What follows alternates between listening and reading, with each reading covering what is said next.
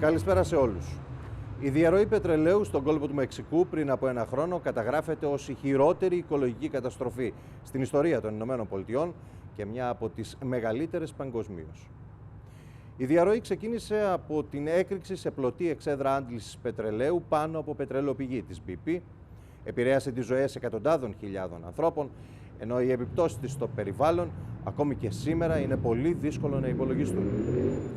Ταξιδέψαμε στον κόλπο του Μεξικού, αναζητώντας απαντήσεις σε μια σειρά από ερωτήματα που ένα χρόνο μετά παραμένουν αναπάντητα. Όπως για παράδειγμα, που πήγαν 5 εκατομμύρια βαρέλια πετρελαίου που διέρευσαν στον ωκεανό μέσα σε διάστημα 87 ημερών.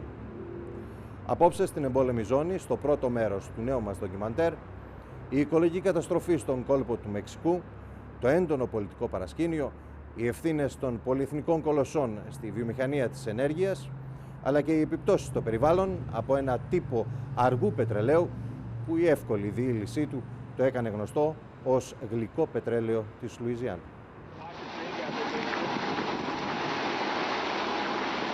No, I don't want to go anywhere around that.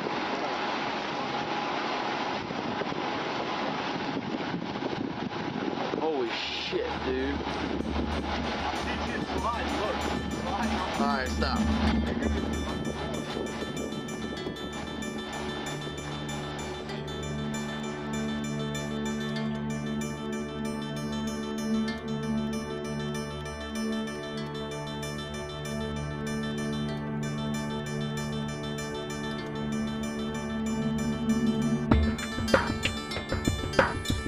First off, 11 men were killed. Their families will never be the same. Second, 170 million gallons of toxic crude oil were poured into the Gulf of Mexico. This is some of the richest, most diverse, most fertile fisheries anywhere in the world. You know, 70% of the shrimp and oysters we harvest in this country come from the Gulf of Mexico.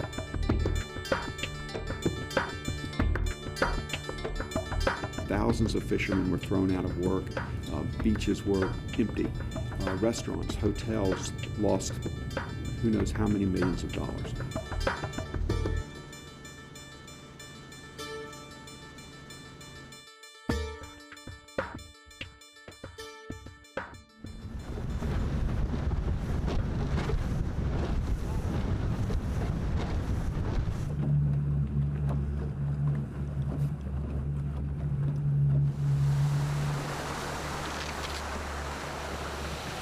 See that black looking stuff, that tar looking stuff? That's the oil. Y'all can get up there on the bow and get a good look at it. So what's the name of this place? This is Bay Jimmy. Barataria Bay. When we first came out here, when the oil was really fresh, they had pools bigger than swimming pools, them little kids swimming pools and stuff like that, just all over the place. It was incredible. But as you can see, come on up to the front. I want to step on your battery. As you can see, you can still see the oil. And it's like this all the way. You're talking miles of oil. It smells like You smell it? oil. You smell it? Yeah. You know, as far as I can see, there is damage done. And what they're going to do about it, I really don't know yet. It's up to them. But as you can see, the land's eroding now. There's no grass to hold it back, you know, so it's starting to erode, and that's one of the biggest concerns that they got right there. They're fighting right now. But like, look, Have you ever seen can something like that before? Oh no, I've been here all my life. I was raised out here. No, nothing like this. Is there still oil around here? No, we haven't seen any. They say that there's some in the mud that this person sunk it. You know, if you go down, you can. I hadn't seen it. Not to say that it's not there, because it's definitely here. You know, it's like a thick gooey. It's like peanut butter.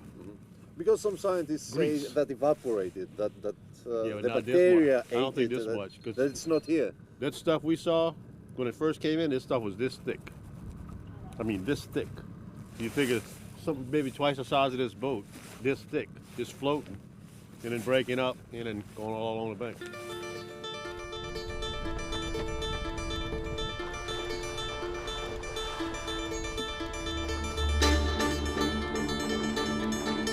There were at least three parties that are to blame, BP, Transocean, and Halliburton. All three did unbelievably reckless things, and all three did them for exactly the same reasons, and that is to save time, to make more money. I think BP did a very good job at attempting to protect their shareholder value, which is not necessarily the same as minimizing damage to the Gulf. This is the biggest spill that we've ever seen in the United States, and we've come to realize that they really are not prepared for what they call the worst case scenario.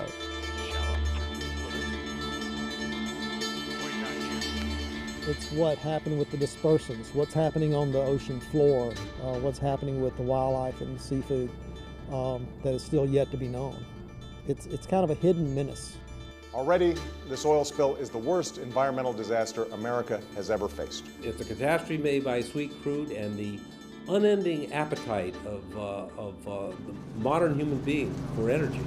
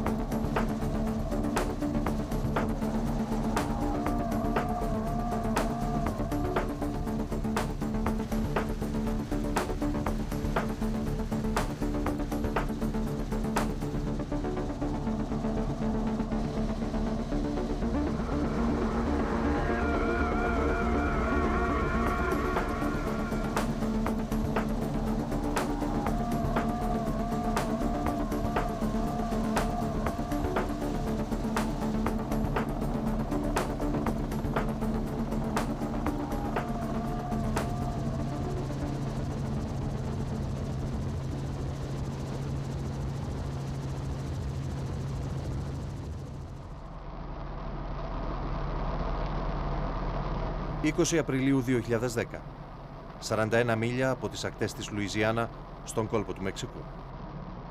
Η εξέδρα γεώτρησης της εταιρείας Transocean φλέγεται. Το γιγαντιαίο πλωτό τρυπάνι, γνωστό ως Deepwater Horizon, πραγματοποιούσε γεώτρηση σε βάθος 1.500 μέτρων στην πετρελοπηγή Μακόντο για λογαριασμό της BP. Την έκρηξη και την πυρκαγιά προκάλεσε μια διαρροή πετρελαίου και φυσικού αερίου. Το δυστύχημα ήταν αποτέλεσμα μιας σειράς λαθών και παραλήψεων, στις οποίες εμπλέκονται κυρίως τρεις εταιρείες. Ο βρετανικός πετρελαϊκός κολοσσός BP, η Transocean, η μεγαλύτερη εταιρεία θαλάσσιων γεωτρήσεων στον κόσμο, και η γνωστή πολυεθνική στο χώρο της βιομηχανίας ενέργειας, Halliburton. Στην έκρηξη χάνουν τη ζωή τους 11 εργάτες. Άλλοι 2 θα υποκύψουν στα τραύματά τους τις επόμενες ημέρες. Ανάμεσα στους νεκρούς είναι ο Gordon Jones, πατέρας 2 παιδιών, γιος του δικηγόρου Keith Jones από τον Baton Rouge της Λουιζιάννα. I know that Gordon was there when the blowout began and knew full well what it was, because everybody on that rig knew what it was, and they knew it was the most catastrophic, dangerous, life-threatening thing that can happen on an oil rig. And I know that Gordon recognized that and did whatever he could do to try to get the well under control. I prefer to think that when the first explosion happened, that Gordon never felt anything. That's what I want to believe. In the beginning, there was a massive search and rescue case. The rig exploded late in the evening on the 20th of April. I was called at home. We sent search and rescue forces. The local crew boats that were servicing the oil rigs did a remarkable job saving well over 100 people. We knew that 11 were missing. We spent 48 hours searching over 5,000 square miles to see if we could save anybody, but unfortunately, we lost 11 crewmen. At that time, did you have any picture of what was going on underneath? We felt this could be a potentially catastrophic spill. Στο πρόσωπο του ναυάρχου Άλεν, διοικητή της ακτοφυλακής, αντικατοπτρίζονται όλες οι προσπάθειες των Αμερικανικών αρχών για τον περιορισμό της πετρελαιοκηλίδας. Στην άλλη πλευρά, ο άνθρωπος με την πιο δυναμική παρουσία στην τοπική αυτοδιοίκηση είναι ο δήμαρχος της κοινότητας Plaque Mines, Billy Nangesser. When the disaster first happened, I got a call in the early morning hours, and I drove to Venice, and you could actually see a glow in the sky from Venice.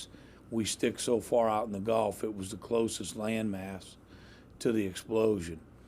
And I listened to the Coast Guard radio as they were pulling people out of the water. And not knowing then what would we be up against when the oil came ashore.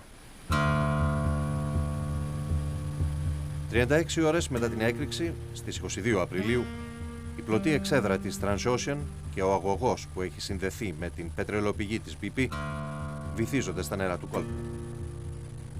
Μέχρι εκείνη τη στιγμή κανείς δεν φαίνεται να έχει αντιληφθεί την εφιαλτική συνέχεια. The fact is that neither the government nor the industry knew very much about exactly what was wrong and what was happening. It took weeks, I think, for them to begin to understand exactly how serious a problem they had. Έως τον Απρίλιο του 2010, στον κόλπο του Μεξικού λειτουργούσαν 4.000 εξέδρες άντλησης πετρελαίου. Κι όμως, κανείς δεν είχε προβλέψει ένα ατύχημα τέτοιων διαστάσεων.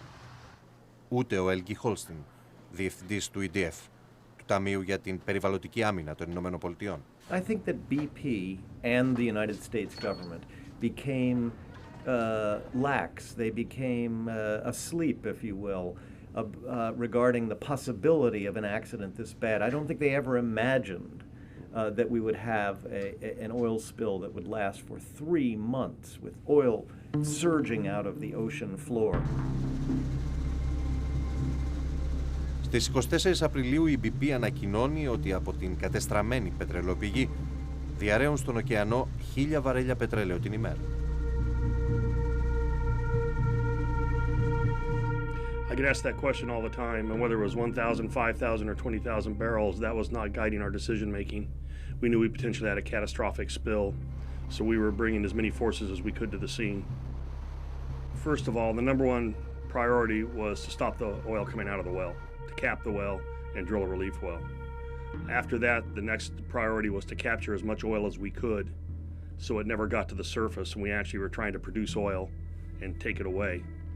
The third step then would be to attack the oil on the surface as far offshore as possible with skimming equipment, burning the oil, and using dispersants. The last place you want to deal with the oil is when it comes ashore, so we try to do everything else, and then when it comes ashore, you do shore cleanup and you deal with the oil that's in the marshes. Σχεδόν μία εβδομάδα μετά την έκρηξη, στα νερά του κόλπου εμφανίζεται μια πετρελαιοκηλίδα που καλύπτει 1.500 τετραγωνικά χιλιόμετρα και κατευθύνεται προς το δέλτα του Μισισιπί και τις ακτές της Αλαμπάμα. Οι αρχές χρησιμοποιούν δεκάδες χιλιόμετρα πλωτών φραγμάτων για να προστατέψουν τους υδροβιότοπους της Λουιζιάννα. Η NOAA, η Εθνική Ωκεανολογική και Ατμοσφαιρική Υπηρεσία, υποστηρίζει ότι το πετρέλαιο που διαρρέει στον ωκεανό ημερησίως δεν είναι 1.000 βαρέλια, όπως είχε αρχικά εκτιμήσει η BP, αλλά 5 φορές περισσότερα. The initial NOAA number, which was just a working number, was 5,000 barrels per day. Nobody, including NOAA, believed that, but no one wanted to come up with a new number until we actually had some data, because you didn't want to put your name on something that you couldn't feel confident in. And of course, BP was playing games with us at that time. Ο καθηγητής ωκεανολογίας, Άιρα Λάιφερ, του Πανεπιστημίου Σάντα Μπάρμπαρα της Καλιφόρνια, κλήθηκε με μια ομάδα ειδικών να εκτιμήσει τη ροή του πετρελαίου από το σπασμένο αγωγό σε βάθος 1.500 μέτρων. Η BP έδωσε στους επιστήμονες την εικόνα που έστελναν από το μπυθμένα, τα τηλεκατευθυνόμενα υποβρύχια, αλλά τραβηγμένη από μια άλλη, δεύτερη κάμερα, μέσα από την οθόνη ενός υπολογιστή. Instead of the high definition video, they took a low quality video camera and pointed it at a computer but made it blurry. What we were trying to do was to measure the flow from this video, in looking at this impenetrable veil of oil, having no idea what was happening inside, but being able to guess. Τις επόμενες εβδομάδες οι εκτιμήσεις της BP και των αμερικανικών υπηρεσιών για το ρυθμό της διαρροής πετρελαίου από τον σπασμένο αγωγό θα αποδεικνύονταν, αν όχι εσκεμμένα ψευδείς, τότε σίγουρα λανθασμένες. Το πετρέλαιο θα εξαπλώνονταν σε μια έκταση 3.850 τετραγωνικών μιλίων και θα απειλούσε 320 μίλια ακτών και βαλτότοπων σε 5 πολιτείες του Αμερικανικού Νότου. BP is ultimately responsible for funding the cost of response and cleanup operations. My administration will continue to use every single available resource at our disposal, including potentially the Department of Defense, to address the incident. Μία εβδομάδα μετά την έκρηξη στην πλωτή εξέδρα, ο Αμερικανός πρόεδρος δέχεται τις πρώτες επικρίσεις για ολιγορία. Πολιτικοί αντίπαλοι του τον κατηγορούν ότι τα πρώτα 24 ώρα έπαιζε γκολφ, δεν άλλαζε το πρόγραμμά του και δεν αντιλαμβανόταν την κρισιμότητα της κατάστασης. Τα πραγματικά προβλήματα όμως για τις ομοσπονδιακές αρχές και τον Λευκό Οίκο μόλις άρχιζαν. Ένα από αυτά ήταν η εμπλοκή των Αμερικανικών αρχών στην επιχείρηση για την αντιμετώπιση της κρίσης. I think it was not a great moment for the Obama administration because the country discovered that in the Oil Pollution Act that Congress passed after the Exxon Valdez disaster back in 1989, we said the company that is responsible for the spill has to be responsible for the cleanup. That's how the law works. But in practice, what happened was it gave the appearance that BP was running the show, that BP was in charge of all the cleanup operations. And so that created a situation where the administration was sort of standing back going, we're not quite sure what our role is. Ο Bob Deans, υποδιευθυντής επικοινωνίας στο NRDC, το Συμβούλιο Προστασίας Εθνικών Πόρων, γνώριζε, όπως και όλες οι παρόμοιες υπηρεσίες και οργανισμοί στην Ουάσιγκτον, ότι τα χέρια της Αμερικανικής κυβέρνησης ήταν δεμένα. The fact of the matter is the President of the United States doesn't have at his command something that can stop an oil spill, that can contain the oil, and that can clean it up. That's not something we do. The United States Navy isn't in that business. The Air Force doesn't do it.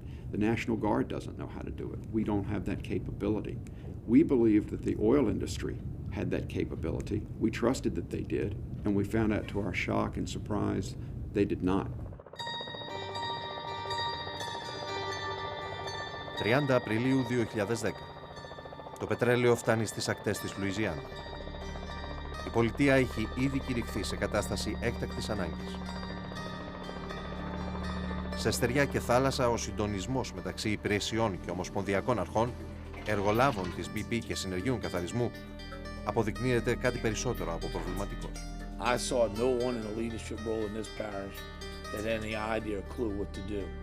And they'll tell you it was a massive spill. Nobody could have controlled it. It's absolutely not true. Everybody felt frustrated through the whole event. Nobody likes oil on the water. When you have oil on the water, nothing good happens. There was an immense amount of frustration because the source of the spill could not be controlled. There was a lot of frustration and anger in the Gulf of Mexico regarding the fact that this was happening after they had already had the hurricane. And there was a lot of public animosity towards BP as the responsible party. 2 Μαΐου 2010. Σχεδόν 2 εβδομάδες μετά την έκρηξη, ο πρόεδρος Ομπάμα μεταβαίνει στις πληγείσες περιοχές του Αμερικανικού Νότου. BP is responsible for this leak. BP will be paying the bill. But as President of the United States, I'm going to spare no effort to respond to this crisis for as long as it continues. And we will spare no resource to clean up whatever damage is caused.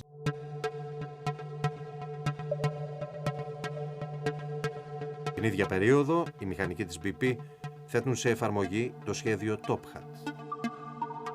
Προσπαθούν να τοποθετήσουν ένα καπάκι στην κατεστραμμένη πετρελαιοπηγή. Χρησιμοποιούν τηλεκατευθυνόμενα υποβρύχια ρομπότ και, όπως θα αποδειχθεί αργότερα, αλλεπάλληλες αποτυχημένες πατέντες. With no human access. And everything we saw and everything we did was through remotely operated vehicles, and nobody ever had to do that before on the earth.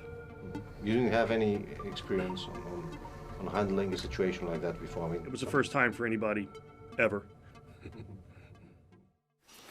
Our second panel is composed of witnesses from the 3 companies that are most immediately involved in the operation. Ουάσιγκτον, 11 Μαΐου του 2010. Στην Επιτροπή του Κογκρέσου που ερευνά τις συνθήκες του ατυχήματος καλούνται να καταθέσουν τα στελέχη των 3 μεγάλων εταιριών. Της Transocean που λειτουργούσε την πλωτή εξέδρα, της BP που εκμεταλλευόταν το κοίτασμα και της Halliburton που είχε αναλάβει να τοποθετήσει το τσιμέντο στη βάση και τα τυχώματα της πετρελαιοπηγής. Όταν έρχεται η ώρα των ευθυνών, φαίνεται ότι η μία εταιρεία κατηγορεί την άλλη. BP, as a leaseholder and the operator of the well, hired Transocean to drill that well. Transocean, as owner and operator of the Deepwater Horizon drilling rig, had responsibility for the safety of drilling operations. What caused that sudden violent failure? Was the well properly designed? Were there problems with the casing or the seal assembly? Was the casing properly cemented and the well effectively sealed? Were all appropriate tests run on the cement and the casing? Halliburton's confident that the cementing work on the Mississippi Canyon 252 well was completed in accordance with the requirements of the well owner's well construction plan. BP, your heart is black! You can have your oil back! BP, your heart is black! You can have your oil back! Η αγανάκτηση της αμερικανικής κοινής γνώμης έχει αρχίσει να συσσωρεύεται. Το πρόσωπο που σύντομα θα βρεθεί στη δίνη του κυκλώνα θα είναι ο διευθύνων σύμβουλος της BP, ο Βρετανός Τόνι Χέιου. Στις 12 Μαΐου δηλώνει στην εφημερίδα Guardian ότι η πετρελαιοκηλίδα είναι σχετικά μικρή αν τη συγκρίνει κανείς με το μέγεθος του ωκεανού. Αυτή είναι μόνο η αρχή μιας σειράς από τουλάχιστον ατυχείς δηλώσεις στον τύπο που θα γίνουν η αιτία μετά από λίγες εβδομάδες να χάσει τη θέση του στην εταιρεία.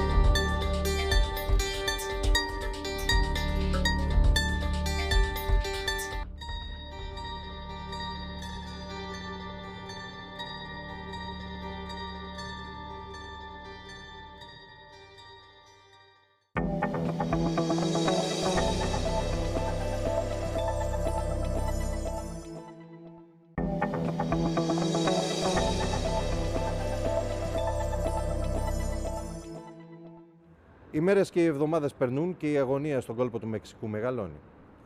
Οι αρχές αποφασίζουν να κάνουν χρήση εκατομμυρίων λίτρων χημικών διαλυτικών προκειμένου να εμποδίσουν την πετρελαιοκηλίδα να φτάσει στις ακτές. Η BP προσπαθεί να κερδίσει επικοινωνιακά μια μάχη που μοιάζει χαμένη. Οι προσπάθειες για το σφράγισμα της πετρελαιοπηγής είναι κωμικοτραγικές. Η δημόσια εικόνα της εταιρείας δέχεται το ένα πλήγμα πίσω από το άλλο. Ο Λευκός Οίκος βρίσκεται αντιμέτωπος με μια κρίση που δυσκολεύεται να διαχειριστεί.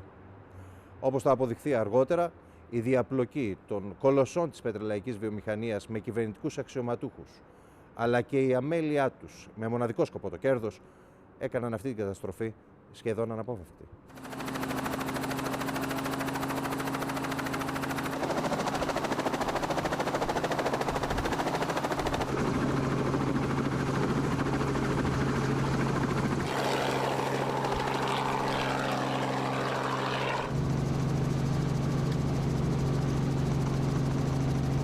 When we fly over the marshes, we first fly from the Mississippi River to freshwater marshes, which have things like cypress trees, and then we get into the brackish marshes, which is where the salt water meets the fresh water, and this is an area that's really important for the economy and for the environment of Louisiana. This is the nursery ground for shrimp, crabs, fish.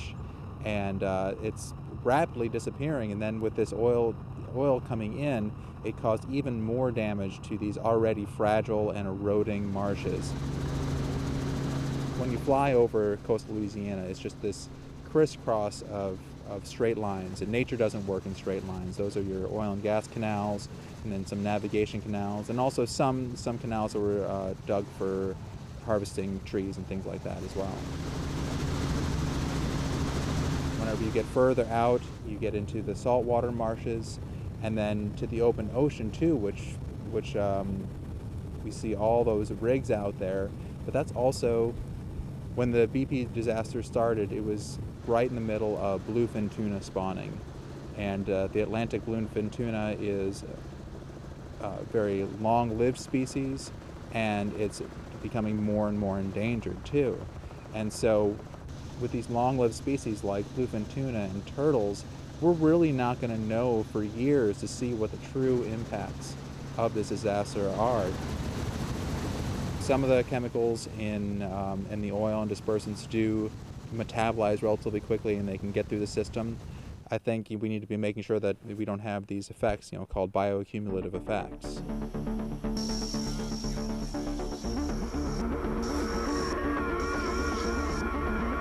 I don't know where it's getting all this feedback in it, but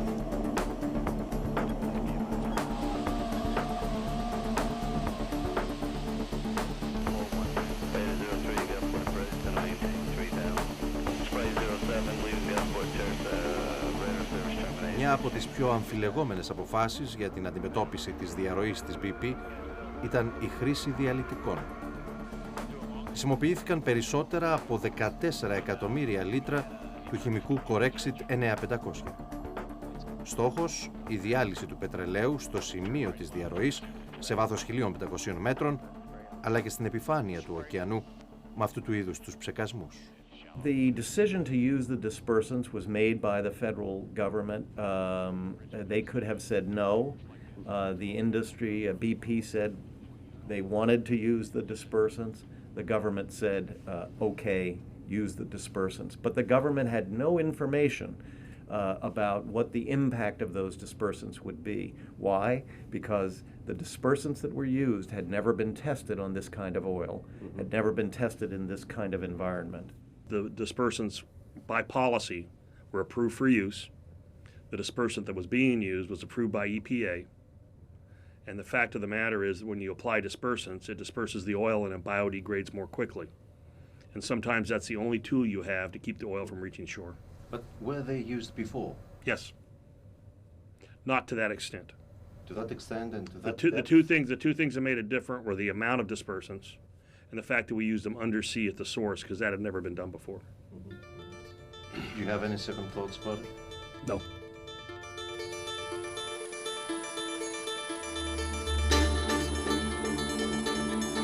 Σχεδόν ένα μήνα μετά την έκρηξη, στην πλωτή εξέδρα και η διαρροή του λεγόμενου Γλυκού Πετρελαίου της Λουιζιάννα συνεχίζεται. Στις 18 Μαΐου, οι Αμερικανικές αρχές απαγορεύουν κάθε αλλιευτική δραστηριότητα στον κόλπο του Μεξικού. Μία μέρα αργότερα, το χειρότερο σενάριο για το οικοσύστημα της περιοχής γίνεται εφιαλτική πραγματικότητα. Το πετρέλαιο εισχωρεί στα νησιά, τους βάλτους και τους πλούσιους υδροβιότοπους της Λουιζιάννα.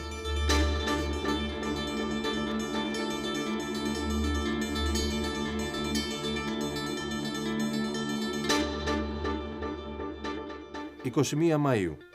Η BP δίνει για πρώτη φορά στη δημοσιότητα, σε απευθείας μετάδοση, εικόνες από τον σπασμένο αγωγό.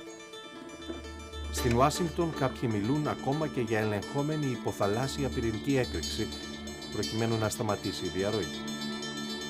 Ο Μπαράκ Ομπάμα παγώνει για 6 μήνες τη χορήγηση αδειών για υποθαλάσσιες γεωτρήσεις και επισκέπτεται ξανά τη Λουιζιάννα. Την ίδια ώρα, οι επιστήμονες που μελετούν τη διαρροή κάνουν λόγο για 20.000 βαρέλια πετρελαίου την ημέρα.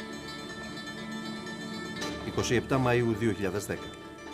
Η ποσότητα του πετρελαίου που έχει χυθεί στον κόλπο του Μεξικού ξεπερνά αυτή του Exxon Valdez στην Αλάσκα το 1989. Είναι πλέον η μεγαλύτερη οικολογική καταστροφή στην ιστορία των Ηνωμένων Πολιτειών. Και το χειρότερο, είναι μια καταστροφή δίχως τέλους. It wasn't a large monolithic spill, a single spill.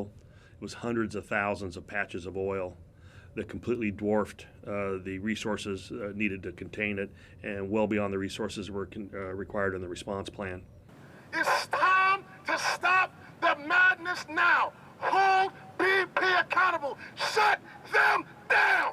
Η οργή της αμερικανικής κοινής γνώμης ξεχυλίζει. Ο Λευκός Οίκος βουλιάζει στο πετρέλαιο που μολύνει τις ακτές και εισπράττει τη δυσαρέσκεια για την ανικανότητα των ειδικών της BP να δώσουν ένα τέλος στην καταστροφή. Όλα τα σχέδια της βρετανικής εταιρείας για το σφράγισμα της πετρελαιοπηγής έχουν πομπόδι ονόματα, αλλά παταγώδη αποτυχία. Όπως το λεγόμενο Top Kill, το σφράγισμα με χιλιάδες τόνους από λάσπη, και νωρίτερα το Junk Shot, η προσπάθεια να φράξουν τον αγωγό με σχισμένα λάστιχα και μπάλες από γκολφ. Στο διαδίκτυο οι προσπάθειες της BP γίνονται αντικείμενο σάτυρας. Don't worry about it. It's a small spill in a very large table. Sir, I think we're underestimating just how much coffee was spilled. Yeah, that's a lot of coffee. Well, we better hurry up because it's almost reached my laptop. Calm down, calm down. Boom. It's also going to destroy all the fish. Oh boy. Okay. Boom. Look at that. My God, it's encroaching on my map of Louisiana. Okay. Okay. Look, oh no, fish. Laptop. Okay. Map. Okay, I'm sorry. Look, oh no, fish. Laptop. Okay. Wait. I've got a brilliant idea. Oh.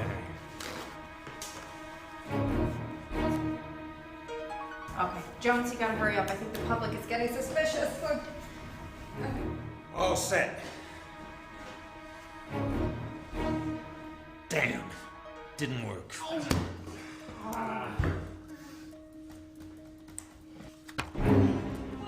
Oh my God, we are really screwed now. Look, garbage will fall into the coffee cups, stopping further spillage. Now there's just coffee and garbage. Wait, I've got an idea.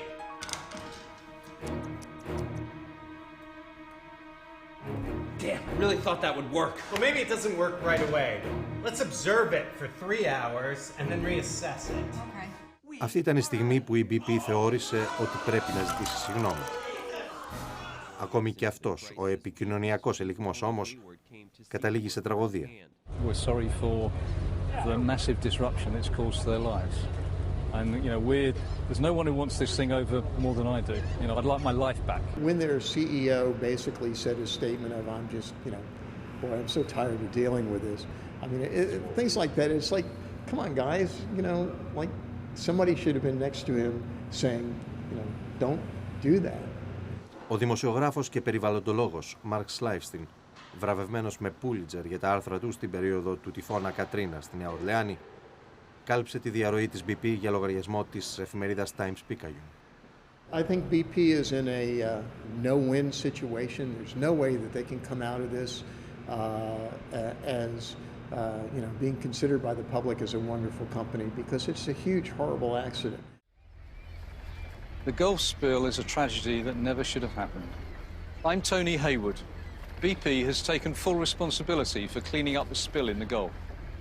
We've helped organize the largest environmental response in this country's history. Η συγγνώμη του Τόνι Hayward και η καμπάνια της BP για να αναδείξει την ομολογουμένως γιγάντια κινητοποίησή της για τον περιορισμό της πετρελαιοκηλίδας και των επιπτώσεών της δεν θα σταματήσει την κάθετη πτώση της συμμετοχής της εταιρείας που κάποια στιγμή φτάνει να χάνει ακόμα και το 40% της αξίας της. To those affected in your families, I'm deeply sorry. The Gulf is home for thousands of BP employees and we all feel the impact. We are deeply sorry. We're sorry. We're sorry. We're sorry. Sorry. We're sorry. We're sorry. Sorry. Αρχές Ιουνίου, ο Ομπάμα επισκέπτεται για τρίτη φορά τη Λουιζιάννα εν μέσω σφοδρής κριτικής για την ανοχή που δείχνει ο Λευκός Οίκος στις αποτυχίες της BP. Λίγα 24 ώρα αργότερα, η Βρετανική Πολυεθνική δίνει στους επιστήμονες που μελετούν τη διαρροή τις εικόνες υψηλής ευκρίνειας από τα υποβρύχια ρομπότ που όμως είχε στη διάθεσή της από την πρώτη μέρα. Η νέα εκτίμηση για τον όγκο του πετρελαίου που διαρρέει στον ωκεανό φτάνει τα 40.000 βαρέλια την ημέρα. Και τα χειρότερα έπονται.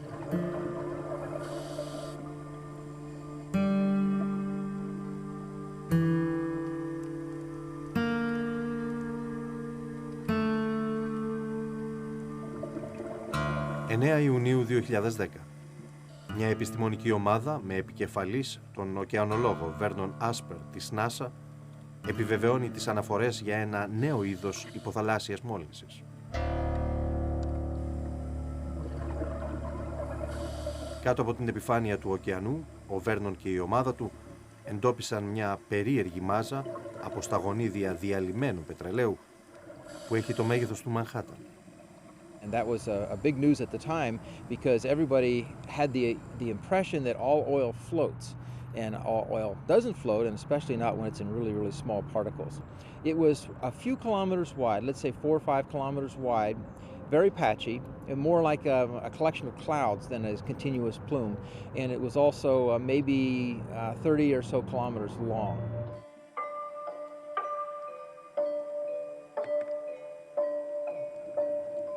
Τις εικόνες αυτές κατέγραψε ο περιβαλλοντολόγος και δίτης Στιβ Κόλιαν. Ο Κόλιαν καταδύθηκε στις πετρελαϊκές εξέδρες του κόλπου 25 μίλια μακριά από το σημείο της διαρροής. Our first dive was May 7th, 2010. It was 17 days after the spill, I believe. And we saw it on the surface. At that time, I started noticing that it was particulating out, and it was making its way into the subsurface. At that time, it was larger particles. Weeks afterwards, we started to see that the oil droplets became smaller and smaller, and instead of particles, it became like a cloud of dirty, toxic material that would occupy the upper 10 to 15 meters of the water column. And you can see the difference in water clarity. This is during the spill, and this is prior to the spill. Same platform, same time of year, very different conditions.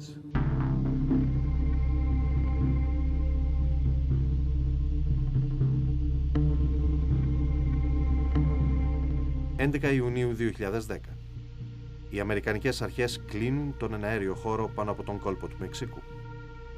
Την ίδια ώρα η BP κάνει τα πάντα για να προστατέψει τη δημόσια εικόνα της. Ο Τεντ Τζάκσον, φωτογράφος της εφημερίδας Times Picayune, θυμάται τη μέρα που προσπάθησε να φτάσει σε μια παραλία της Λουιζιάννα για να φωτογραφίσει τη μόλυνση. Ένας φύλακας του έκλεισε το δρόμο. I got out and asked, why I couldn't pass, and he says that I was restricted. The beach was closed, and I said, I understand you can't go swimming, but I'm a journalist, and showed him credentials and everything, and he says, no, you can't go.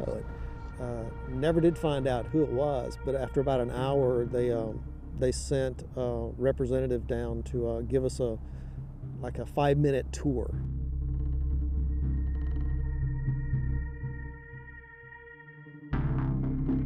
Λίγες μέρες αργότερα επιχείρησε να πετάξει με ένα μικρό αεροσκάφος πάνω από τον κόλπο.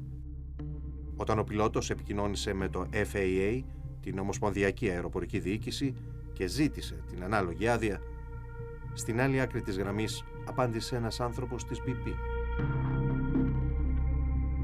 And that's what really got off with me. That someone working for BP was telling me I couldn't fly and do my job as a journalist. What's your feeling? What was going on? I don't know. I think they were trying to control the media. I don't know who it was, if it was simply trying to manage the information. BP obviously had a lot at stake to not have pictures of dead pelicans, not have pictures of oily dolphins in the papers and in the magazines.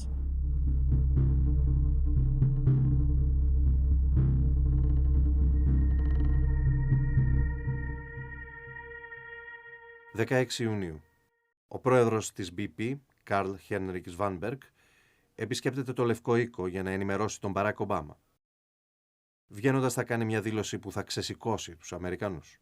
I hear comments sometimes that large oil companies are greedy companies or don't care. But that is not the case in BP. We care about the small people. I would like to take this opportunity to apologize to the American people.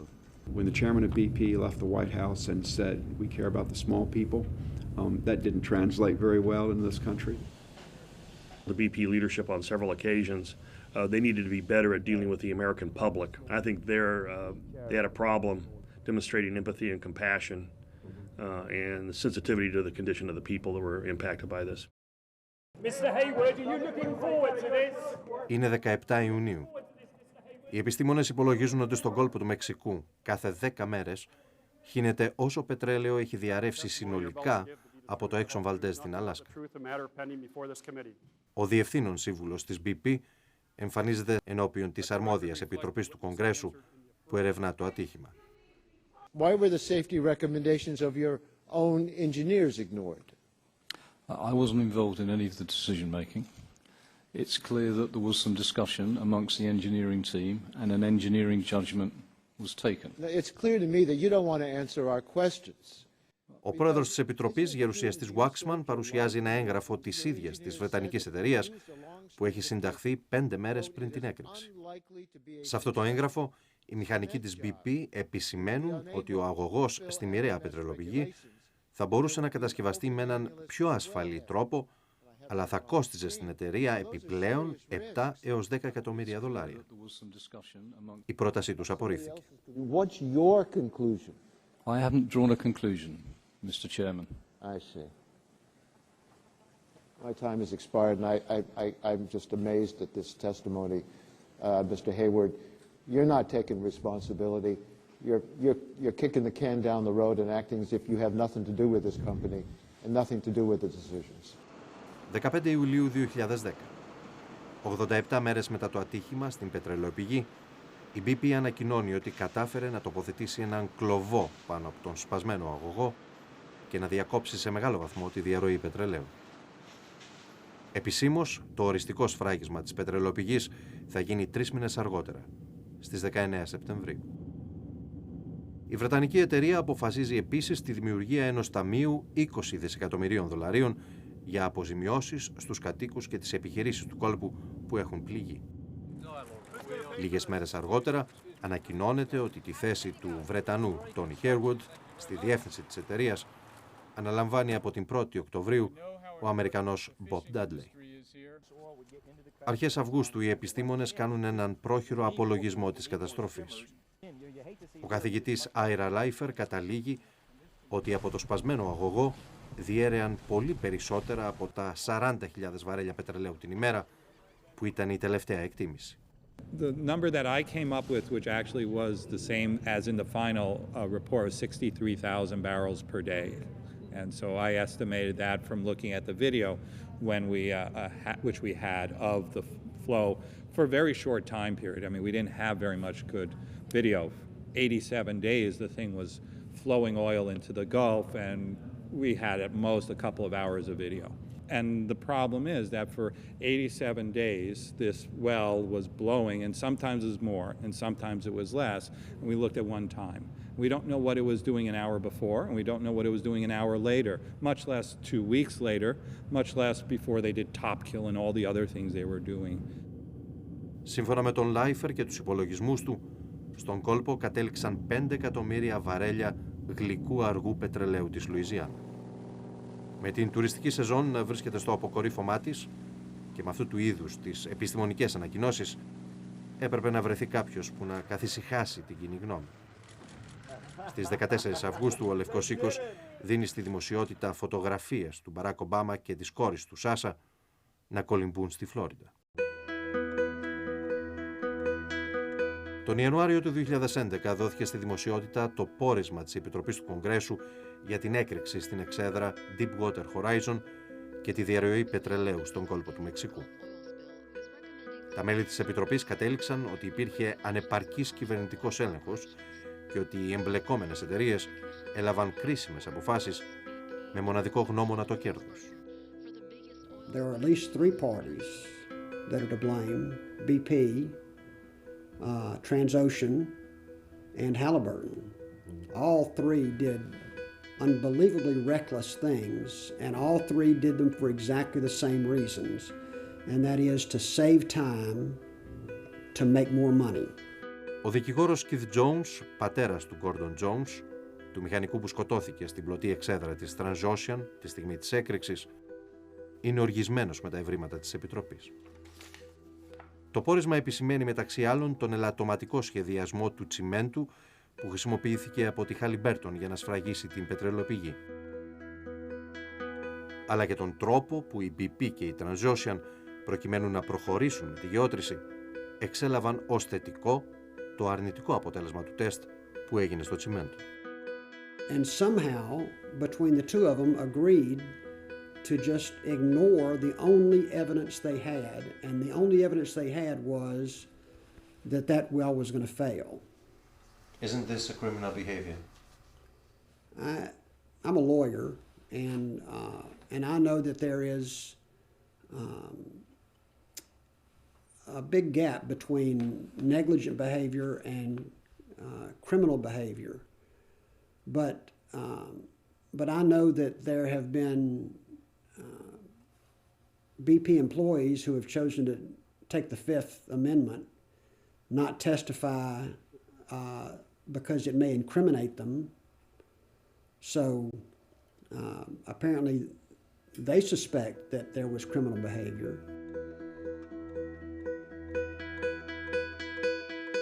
They had people on the rig to run a very important cement test that would have told them whether the cement was weak.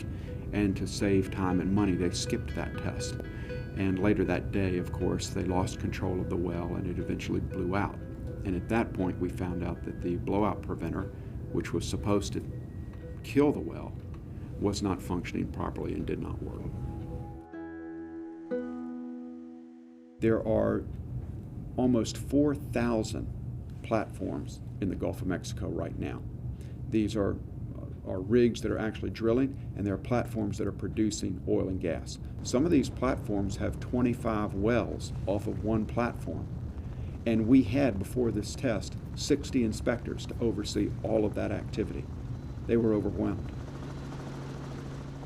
Ήταν άραγε μόνο ο μικρός αριθμός των επιθεωρητών το πρόβλημα?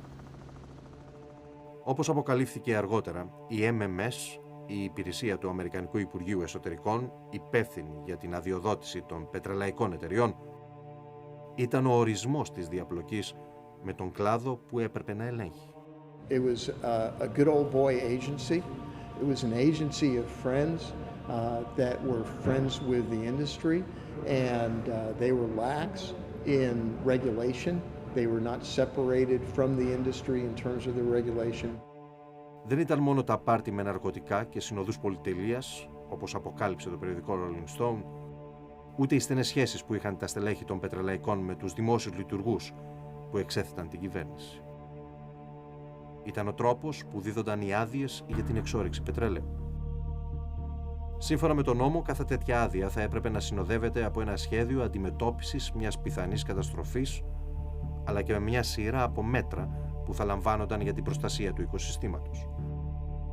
Στο φάκελο της BP για τη μοιραία πετρελαιοπηγή, το συγκεκριμένο σχέδιο ήταν απλά μια αντιγραφή από άλλη άδεια. That response plan was off the shelf, and so it had a reference to, what will happen to the walruses.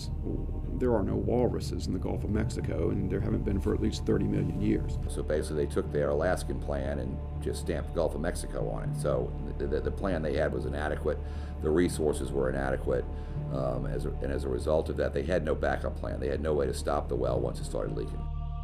Για τον δικηγόρο Stuart Smith από τη Νέα Ορλεάνη, ήταν η κυβέρνηση Bush που είχε ανοίξει διάπλατα αυτό το δρόμο στις πετρελαϊκές εταιρείες.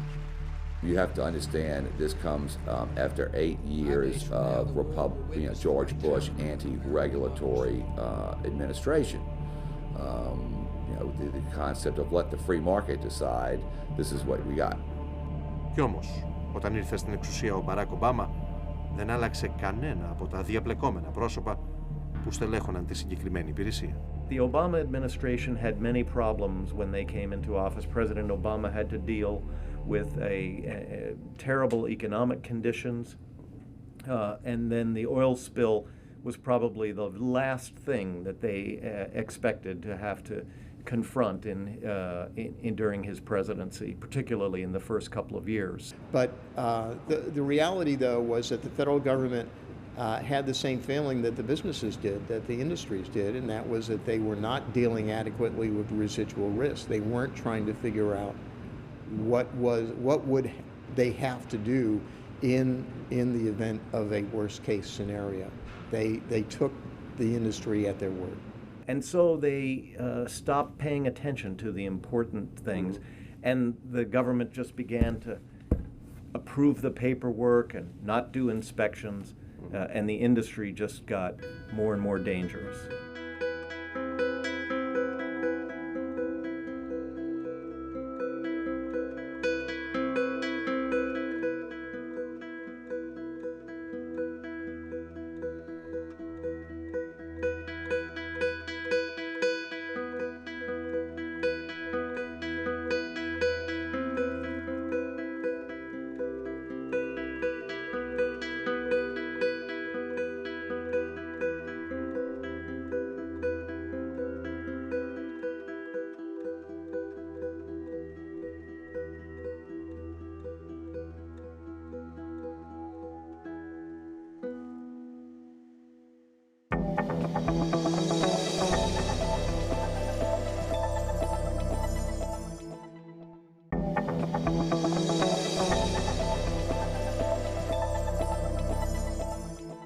Ένα χρόνο μετά, οι επιστήμονες προσπαθούν να καταλάβουν τι απέγινε το 75% του πετρελαίου που διέρευσε στον ωκεανό.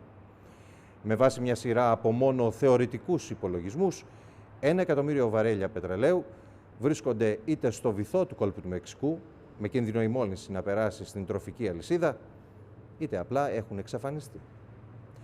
Την ώρα που τα συνεργεία καθαρισμού υποστηρίζουν ότι ολοκλήρωσαν τις εργασίες τους και η αμερικανική κυβέρνηση διαβεβαιώνει ότι ο κόλπος του Μεξικού είναι καθαρός και ασφαλής, νέα κομματιά πίσας βγαίνουν στις ακτές της Λουιζιάννα και οι άνθρωποι αρρωσταίνουν.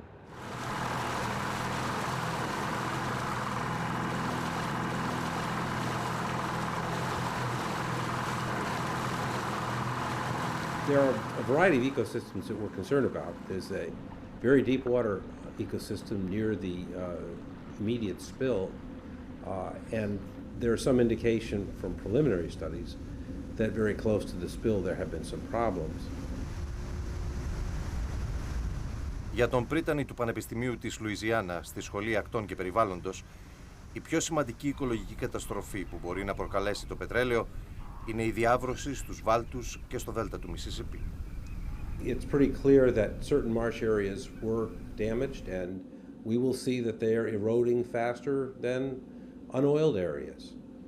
So it'll take a lot of time to integrate the area that was affected and determine how bad the spill really was.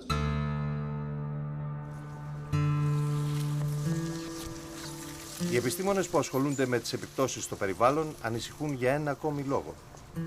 Το πετρέλαιο που διέρευσε στον ωκεανό και έφτασε ως τις ακτές είχε διαλυθεί από εκατομμύρια λίτρα του χημικού Corexit 9500. Οι ενστάσεις για τη χρήση των διαλυτικών είχαν διατυπωθεί εξ αρχής. Η Λίζα Τζάκσον, διευθύντρια της EPA, της Υπηρεσίας Προστασίας Περιβάλλοντος, έφερε το θέμα στο γραφείο του Αμερικανού Προέδρου. Ο τότε διοικητής της ακτοφυλακής και επικεφαλής των επιχειρήσεων στον κόλπο, Ναύαρχος Άλεν, ήταν παρόν σε αυτές τις συζητήσεις. I discussed this sometimes on a daily basis with the EPA administrator, Lisa Jackson. We both had a discussion with the president. We knew there was tension out there and concern about dispersants. But the fact of the matter is, a decision to use dispersants, it means you're going to accept the fate of the oil or the impact of the oil in the water rather than letting it come ashore. And sometimes when you're conducting a tactical operation, you have to make those decisions. It's like democracy. The use of dispersants is the worst system except for all the others. If you are trying to prevent oil from reaching the surface and then blowing ashore and affecting the really sensitive areas in the marshes, then it may be a better choice to use the dispersant. On the other hand, the chemicals had never been tested thoroughly. And so we have all these chemicals that are released into the ocean, and we don't fully understand what their long-term impacts will be. If it was up to you to use them or not, what would you do? That's a very, very difficult question.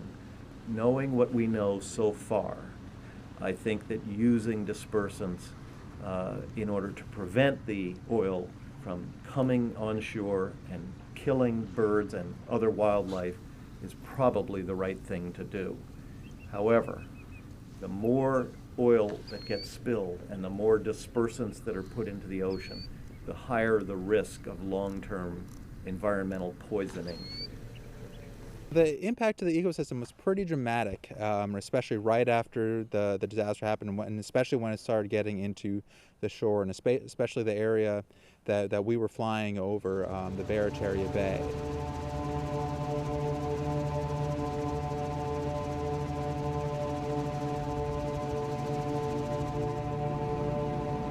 Louisiana doesn't have a whole lot of beaches, but Grand Isle is one of these areas that a lot of tourists come to enjoy the beach out there, and there were quite a bit of impacts to the Grand Isle beaches during the BP disaster, especially when the oil was flowing. You know, you had large tar mats flowing in, and we still have reports of tar balls coming on shore now. We're 10 months after the disaster.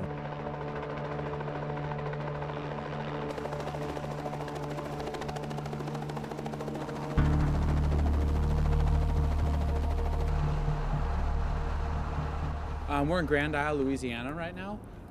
This area here was hit pretty hard by the oil over the summer, and it's still coming up in plumes from time to time. So what we're going to do today is take some sediment samples, as well as hopefully if we can find some seafood, we'll get some seafood and some water here today, just to test to see what's still coming in, what's still in the seafood, and see, you know, that way we can get a better picture of how that's going to affect the residents here in Grand Isle and the ecosystem here as well. My name is Peter Brabeck. I'm an environmental monitor with Louisiana Bucket Brigade. We just had some oyster results come back. Oysters are bivalves. They're constantly filtering water, and they sit at the seabed. Much of this oil has settled on the seabed because it just naturally disperses, or it's, you know, chemically dispersed by Corexit. Sinks to the bottom, and as those oysters filter through that water, they build up contaminants inside of them. What we got back on some oysters were very high levels of cadmium. Cadmium is a heavy metal. It's carcinogenic. It can stay in your body for 20 to 30 years. It's quite bad. The levels of cadmium we're finding are not just slightly above the safety threshold that we have here. They're, you know, 150 to 210 times the safety threshold. Από την ημέρα της καταστροφής μέχρι σήμερα, ομάδες ακτιβιστών όπως η Louisiana Bucket Brigades διενεργούν τους δικούς τους ανεξάρτητους ελέγχους στη θάλασσα, της παραλίας και τους βαλτότοπους. You can see this is all weathered oil. This is just oil that's been, because of the sun and the elements, has hardened. That means a lot of the aerosol contaminants have been, you know, are not quite as toxic. It's still quite toxic stuff. You wouldn't want to ingest it, obviously. This is all weathered oil mats on the ground. You can see it under here. You can see it here. We can see this here. This is all waterline from the oil.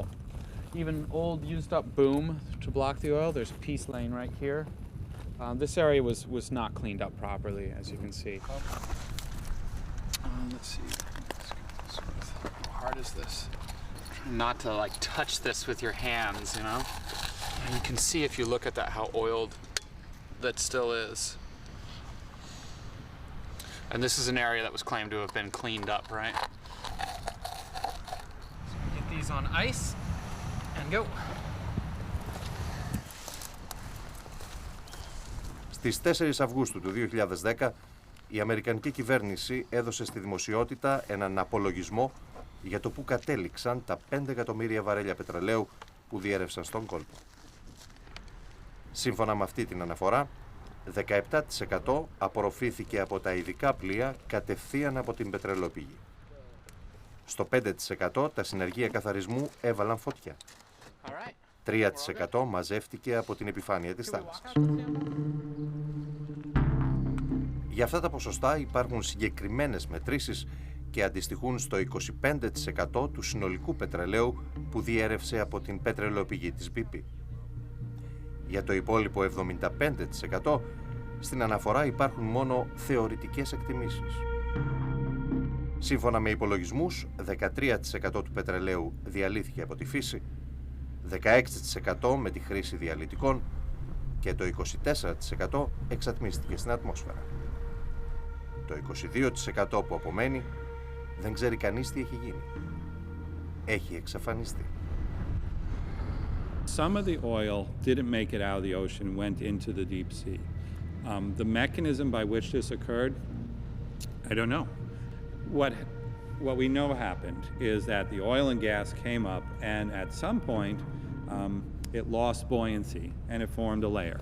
Bacteria don't eat it? The bacteria are eating the oil, and they will continue to eat the oil. And for how long? I'd say that in a century, the oil will be harmless. And on a 20-year time scale, it will still have toxic components that if fish ate it would kill the fish.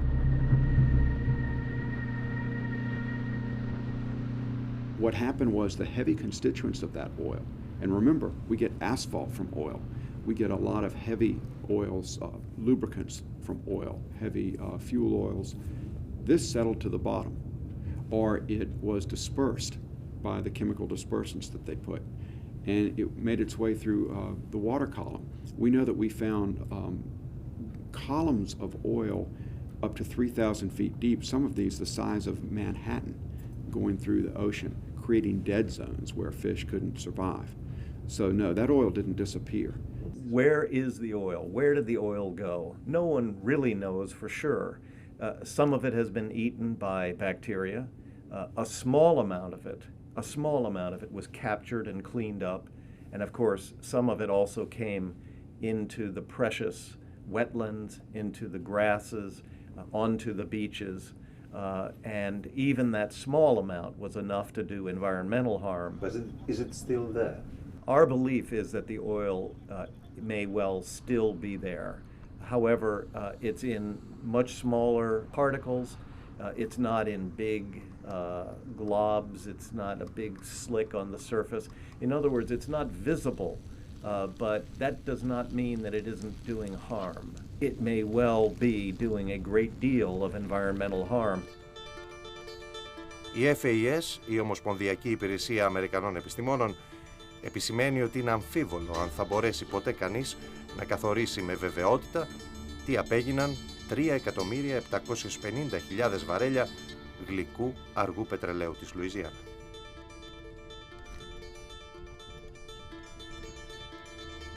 So what I have here are tar balls.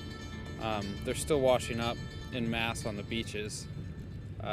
What happens is as oil either naturally or chemically disperses, over time that weathered oil is going to coagulate into these balls. And these are, I mean, you can't walk on this beach without stepping on them. They're littered, they're everywhere. If you break them open, you can smell the oil. These are quite toxic inside. You know, you wouldn't want to ingest anything in here. And I mean, I'm talking they are absolutely blanketing the beaches here in Grand Isle. And we're just seeing more and more of them come up.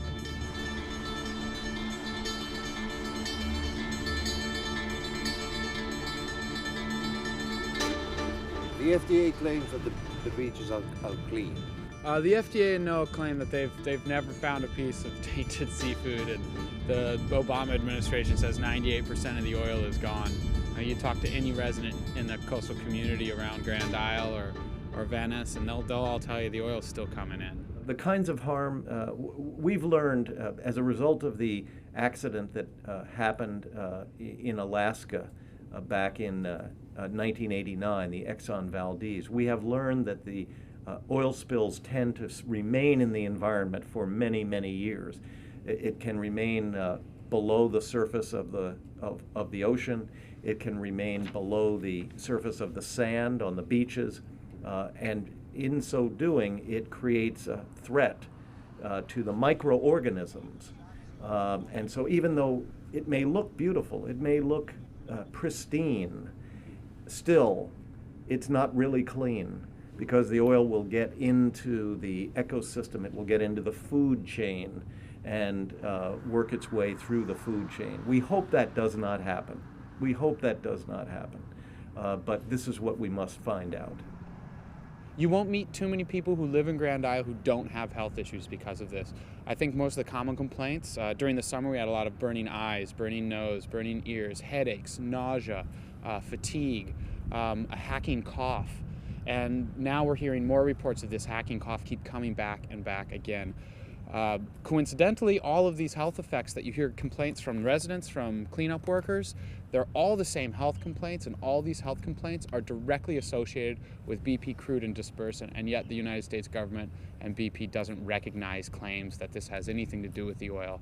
I guess they believe that everyone across the coastal area all got sick at the same time with the same symptoms. The problem is, and you'll see this again and again and again in coastal communities like this, a lot of people are scared. A lot of doctors are scared. So you have people people are scared. They're scared of BP. Scared of what? You know, what BP will do to them. Louisiana is run, I mean the state is run as an energy state.